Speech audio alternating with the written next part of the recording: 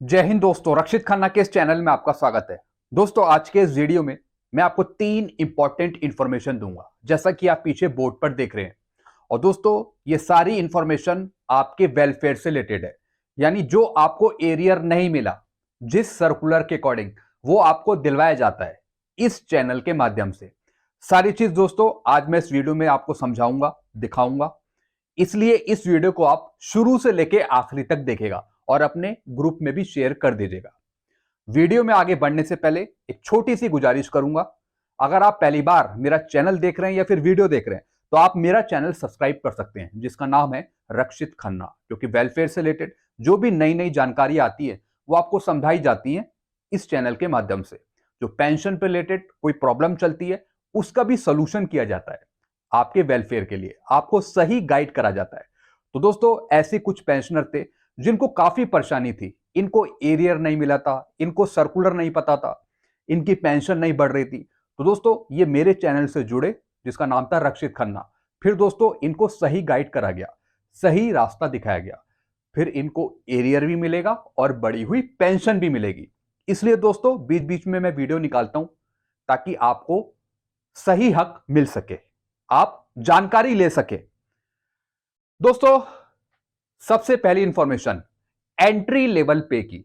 ऐसे बहुत से पेंशनर हैं जिनको अभी तक एरियर नहीं मिला एंट्री लेवल पे का, और उनको पता भी नहीं है कि किस तरीके से क्लेम करना है, हमें कौन सा डॉक्यूमेंट देखना है जिसमें हमें पता लगे कि हमें एंट्री लेवल पे का एरियर मिलेगा। तो दोस्तों, ऐसी एक पेंशनर थे जिन्होंने मुझे व्हाट्सएप किया, मुझे इंफॉर्मेशन भेजी, जिसमें उन्होंने बताया कि ये 2006 से पहले इनरोल हुए, ज्वाइन हुए, और 1/1/2006 को ये सिपाही थे, लेकिन इनको एरियर नहीं मिला एंट्री लेवल पे का। फिर ये कह रहे थे, सर एक बार मेरी बेसिक पे चेक कर देंगे 1/1/2006 को, ताकि मैं एंट्री लेवल पे के एरियर के लिए कार्यवाही कर सकूं अपने रिकॉर्ड से। तो दोस्तों, इन्होंने पहले ये मैसेज भेजा, फिर क्वार्टरली स्टेटमेंट भेजी उस टाइम की, तो ये स्टेटमेंट मेरे पास है।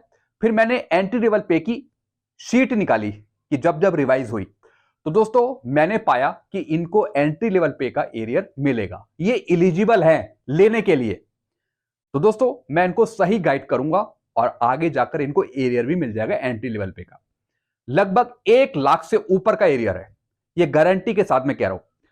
दोस्तों, ये खुद भी लिख रहे हैं, और जो मैंने इनकी क्वार्टरली स्टेटमेंट चेक करी, इसमें इनकी कम फिक्स करी 1/1/2006 को। दोस्तों, इन्होंने लिखा 1/1/2006 को इनकी बेसिक थी 3,570। तो फिर मैंने इनकी स्टेटमेंट चेक करी जो उन्होंने भेजी। आप यहां पे देख रहे हैं इनकी क्वार्टरली स्टेटमेंट 1/1/2006 को थी 3,570। यही मैंने नीचे लिख रखा है आपको समझाने के लिए, 3,570, और बल्कि होनी चाहिए थी 6,460। तो आप डिफरेंस देख रहे हैं कितना बड़ा डिफरेंस है, यानी होनी चाहिए थी 6,460 और पहले इनको मिली 3,570। तो इसी के डिफरेंस का इनको एरियर मिलेगा एंट्री लेवल पे का, और वो भी 1/1/2006 से। तो दोस्तों, सीधा सा इनका बहुत मोटा अमाउंट बनेगा एरियर का। तो सारी चीज दोस्तों, इनकी कार्यवाही होगी रिकॉर्ड के थ्रू, और बाद में इनको स्पर्श के द्वारा एंट्री लेवल पे का एरियर मिलेगा। तो ऐसे आप भी चेक करिए, जैसे मैं आपको बता रहा हूं, अपनी स्टेटमेंट देखिए और 1/1/2006 को आप अपनी बेसिक पे चेक करिए। कंडीशन ये है कि आप 2006 से पहले इनरोल होने चाहिए, और 1/1/2006 को या तो सिपाही होने चाहिए, या फिर आप हवलदार होने चाहिए, या फिर नायब सूबेदार होने चाहिए। और फिर आपकी बेसिक पे एंट्री लेवल पे से कम होनी चाहिए जो आपको पहले फिक्स किया।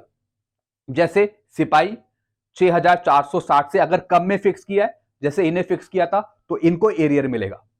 ऐसी दोस्तों, मैं हवलदार का दिखा रहा हूं आपको, 8,560 अगर इससे कम में फिक्स किया है 1/1/2006 को, तो फिर हवलदार को एरियर मिलेगा। ऐसी अगर नायब सूबेदार है 9,300 से कम में फिक्स किया, फिर आपको इसका एरियर मिलेगा। तो दोस्तों, मैंने इनकी पूरी जांच पड़ताल करी और ये एरियर के लिए एलिजिबल है। 1/1/2006 से इनको पूरा एरियर मिलेगा, जो इनको पहले नहीं मिला था, और ना ही इनकी बेसिक पे रिवाइज करी थी 1/1/2006 से। तो दोस्तों, आपने देखा इस तरीके की इनकी कार्यवाही होगी। अब चलते हैं दूसरी इंफॉर्मेशन की तरफ। फिर दोस्तों, ये है इनका एरियर OROP 2 की चौथी इंस्टॉलमेंट। ये पेंशनर बहुत परेशान हो गए थे, बाकी सबको एरियर मिल गया था, OROP 2 की चौथी इंस्टॉलमेंट मिल गई थी, हालांकि अभी भी छूट रखे हैं, लेकिन इन पेंशनर की कार्रवाई हमने करी और आप उसका रिजल्ट देख सकते हैं। आज की तारीख में 23 जनवरी को OROP 2 की चौथी इंस्टॉलमेंट स्पर्श की तरफ से इनके खाते में डाल दी गई।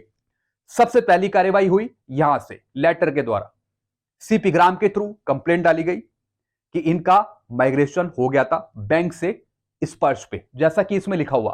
तो दोस्तों SBI ने लेटर बना के दिया नॉट पेमेंट सर्टिफिकेट का, जिसमें आप देख रहे हैं लिखा हुआ है कि इनको पहली, दूसरी, तीसरी इंस्टॉलमेंट मिल गई थी, पहले चौथी इंस्टॉलमेंट नहीं मिली थी, जिसका अमाउंट था 21,951 रुपए, यह नहीं मिला था। और दोस्तों इनका रैंक था नायक रैंक था इनका। तो एक इंस्टॉलमेंट इनकी रह गई थी, चौथी इंस्टॉलमेंट 21,951 की। यह कार्रवाई हुई 16 जनवरी 2024 को, और स्पर्श ने पेमेंट कर दिया 23 जनवरी 2024 को। आप देख रहे हैं 21,951 का ये लेटर बनाया था OROP 2 की चौथी किस्त का, और स्पर्श ने 21,951 रुपए इनके खाते में डाल दिए आज। तो इस तरीके से आप भी कार्रवाई कर सकते हैं CP ग्राम के थ्रू। अगर आप सही कार्रवाई करते हैं तो फिर आपको जल्दी ही एरियर मिल जाता है। आपका कोई रुका हुआ पैसा हो या फिर पेंशन नहीं बढ़ रही हो, सब कुछ सही से हो जाता है। तो ऐसी दोस्तों इन्होंने कार्रवाई करी थी।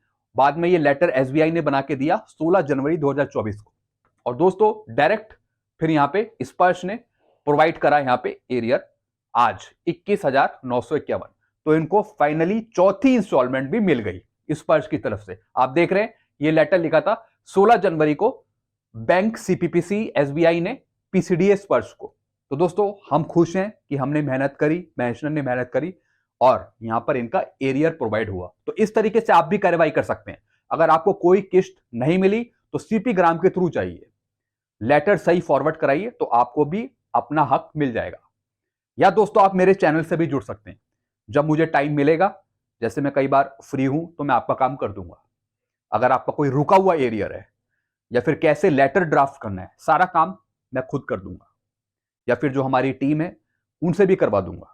या फिर एक और टीम है जिसका नाम है जिला सैनिक वेलफेयर एसोसिएशन जौलौन, उनकी भी टीम है, वो भी काम करती है। तो ऐसे दोस्तों सबके सहयोग से हम ये काम करते हैं और पेंशनर का रुका हुआ हक उन्हें मिल जाता है। चलते हैं दोस्तों अगली इंफॉर्मेशन की तरफ। फिर दोस्तों एक और मेरे पास मैसेज आया था, और ये है MACP का। ऐसे बहुत से पेंशनर हैं जो इस तरीके के मैसेज करते हैं क्योंकि उनको MACP नहीं मिली, या फिर वो परेशान रहते हैं कि हमारी पेंशन नहीं बढ़ी, हमें मिलनी चाहिए MACP लेकिन मिल नहीं रही है, कैसे कार्रवाई होगी।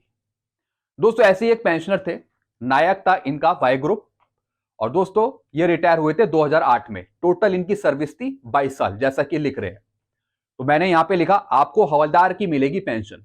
दोस्तों इनको नायक की पेंशन मिल रही थी, बल्कि मिलनी चाहिए 22,144, और इनको मिल रही थी 21,244। एक नायक की पेंशन मिल रही थी, बल्कि इनको मिलेगी एक हवलदार की 22,144, 22 साल की सर्विस में। तो दोस्तों इनको MACP मिलेगी। तो दोस्तों इनको लेटर फॉरवर्ड करना पड़ेगा रिकॉर्ड के थ्रू। रिकॉर्ड इनका काम करेगा, इनका पार्ट 2 ऑर्डर जनरेट करेगा, फिर ये MACP हवलदार के लिए एलिजिबल होंगे। ऐसे दोस्तों ऐसे बहुत से सिपाही या नायक है जिनकी क्वालिफाइंग सर्विस 16 साल से ऊपर है और वो 2006 के बाद आए हैं, तो वो पेंशन पा रहे हैं किसी सिपाही की या फिर नायक की।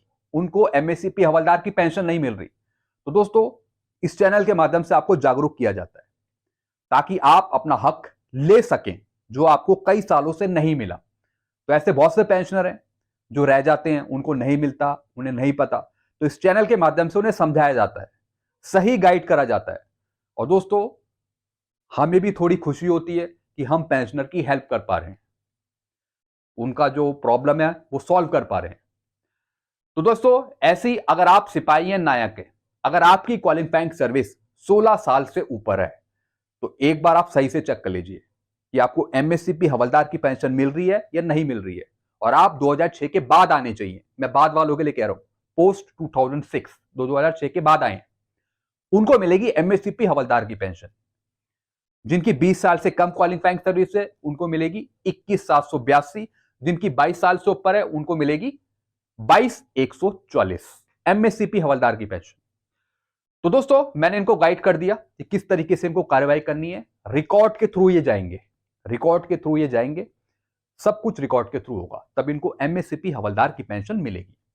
तो दोस्तों ये कुछ गाइडेंस थी, कुछ चीजें थी जो मैंने आपको समझाई, आपको जागरूक करने के लिए, ताकि आप किसी लाभ से वंचित ना रह जाएं, आपको अपना हक मिल सके। तो दोस्तों इसके लिए आप मेरे चैनल से जुड़ सकते हैं, ताकि आपको प्रॉपर नॉलेज, सही रास्ता, सब कुछ सही बताया जाए, ताकि आप उस रास्ते पे चले और आपको अपना हक मिल जाए। तो इसके लिए आप मेरे चैनल से जुड़ सकते हैं, जिसका नाम है रक्षित खन्ना। तब तक ले दोस्तों मैं वीडियो यही एंड करता हूं। वीडियो आपको अच्छा लगता है तो वीडियो को लाइक करें और इस चैनल को आप सब्सक्राइब कर सकते हैं, और वीडियो को आप अपने ग्रुप में शेयर कर दीजिए। Thank you so much.